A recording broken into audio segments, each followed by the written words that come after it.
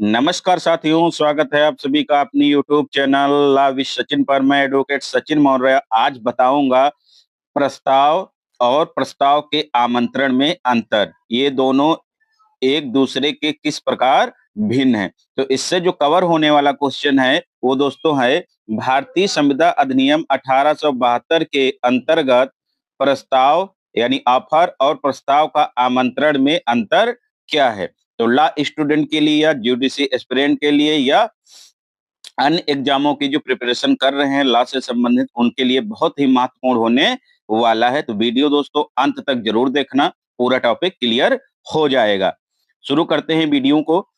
प्रस्ताव क्या है। धारा 2A भारतीय संविदा अधिनियम 1872 की जब कोई व्यक्ति किसी दूसरे व्यक्ति की सहमति प्राप्त करने के उद्देश्य से कोई कार्य करने या न करने की अपनी इच्छा को प्रकट करता है तो वह प्रस्ताव कहलाता है। यानी प्रस्ताव क्या है, एक व्यक्ति दूसरे व्यक्ति से कुछ करने या ना करने के लिए उसकी इच्छा जानना चाहता है तो वो प्रस्ताव कहलाता है, जो कि भारतीय संविदा अधिनियम 1872 की धारा 2A में परिभाषित है। प्रस्ताव के आवश्यक तत्व कौन कौन से एसेंशियल एलिमेंट जान लेते हैं। इच्छा की अभिव्यक्ति होनी चाहिए, यानी जो इच्छा जाहिर की गई है पक्षकार के द्वारा उसे कहा जाना जरूरी है। कानूनी संबंध बनाने का उद्देश्य होना चाहिए, यानी संविदा करने का पूर्ण उद्देश्य होना चाहिए। प्रस्ताव निश्चित और स्पष्ट हो। प्रस्ताव किसी व्यक्ति को किया जाए। प्रस्ताव संप्रेषित किया जाना क्या है, जरूरी है। संप्रेषित मतलब यदि प्रस्ताव किया जाए जिस व्यक्ति से किया जा रहा है उस तक सूचना पहुंचना आवश्यक है, यानी कम्युनिकेट हो। ऐसा नहीं कि प्रस्ताव किया उस तक पहुंचा ही नहीं तो प्रस्ताव नहीं माना जाएगा। दूसरे व्यक्ति के पास, दूसरे पक्षकार के पास पहुंचना आवश्यक होता है। प्रस्ताव के प्रकार, टाइप्स ऑफ ऑफर। विशिष्ट प्रस्ताव ये विशिष्ट व्यक्तियों को किया जाता है। सामान्य प्रस्ताव ये जनरल ऑफर कहलाता है, सबके लिए होता है। स्पष्ट को अभिव्यक्त भी कहते हैं, इसको इंग्लिश में एक्सप्रेस ऑफर कहते हैं। निहित को विवक्षित भी कहा जाता है, इम्प्लीड यानी ऑफर। सतत यानी स्टैंडिंग ऑफर जिसे कंटिन्यूइंग प्रपोजल भी कहा जाता है, जो सतत चलता रहता है, कभी समाप्त नहीं होता। तो यदि इसके इसमें किसी टॉपिक पे वीडियो चाहिए तो कमेंट करें, हम उस पे भी वीडियो बना देंगे। यदि किसी अन्य प्रस्ताव के बारे में जानना चाहते हैं, क्योंकि हमने एक प्ले लिस्ट बना रखी उसमें संविदा से संबंधित बहुत सारे वीडियो पड़े हुए हैं। केस लॉ जान लेते हैं सामान्य प्रस्ताव का। Carlill versus carbolic smoke ball company 1893 का मामला है। कंपनी का विज्ञापन क्या था, सामान्य प्रस्ताव था। शर्त पूरी करने वाला हर व्यक्ति स्वीकार कर सकता था। ये केस लॉ बहुत दोस्तों इंपॉर्टेंट है, कार्लिल वाला, इसको नोट डाउन कर लेना। कहना तो इस पे लॉन्ग वीडियो बना देंगे। फिर बात करते हैं प्रस्ताव का आमंत्रण यानी इनविटेशन टू ऑफर क्या है। प्रस्ताव का आमंत्रण वह स्थिति है जिसमें कोई व्यक्ति दूसरे को प्रस्ताव देने के लिए आमंत्रित करता है। यानी पक्षकार क्या करता है, दूसरे व्यक्ति को प्रस्ताव करने के लिए आमंत्रित करता है, वो स्वयं प्रस्ताव नहीं करता है। इसमें स्वयं प्रस्ताव नहीं होता बल्कि दूसरे से प्रस्ताव मंगाया जाता है। जैसे मैं तुम्हें 10,000 में बाइक बेचूंगा, प्राइस लीड, एडवर्टाइजमेंट, ये सब क्या है, प्रस्ताव है। बेचूंगा मतलब अब दूसरा आएगा वहां पे क्या करेगा, प्रस्ताव करेगा।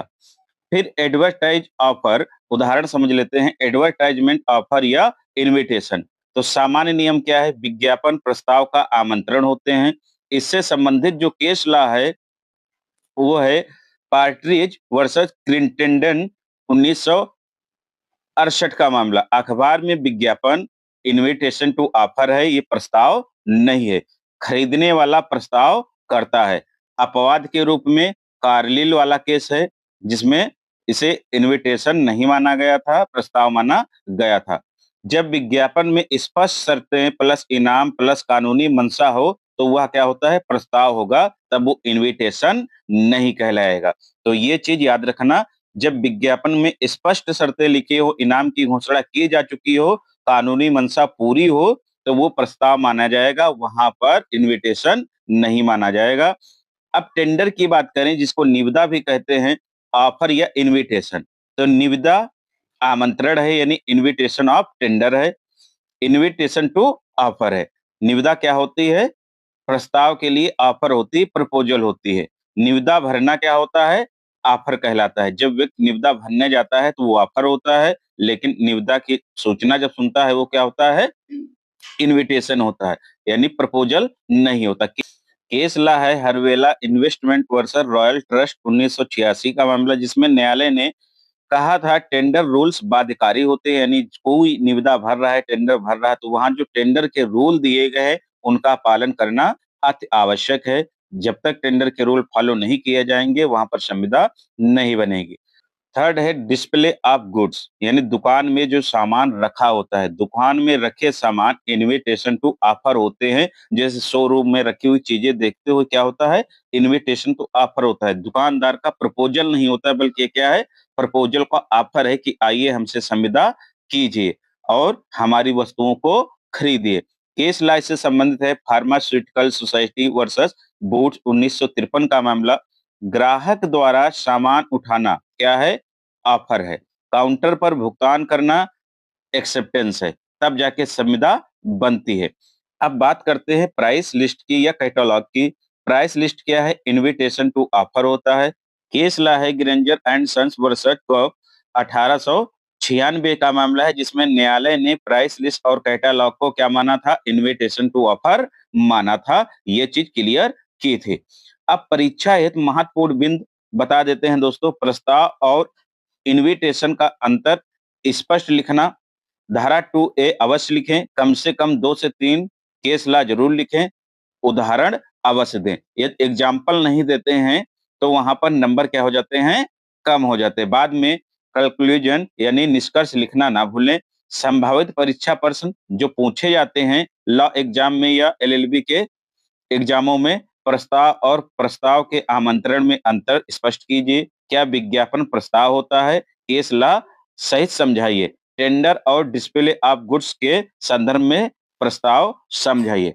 तो दोस्तों यह छोटी सी वीडियो आपको कैसी लगी कमेंट बॉक्स में जरूर बताएं। दोस्तों लाइक कमेंट शेयर करना ना भूलें। चैनल पर नए हैं तो चैनल को सब्सक्राइब कर लें ला वीडियो पाने के लिए। मिलते हैं नेक्स्ट वीडियो में। धन्यवाद दोस्तों। जय हिंद, जय भारत।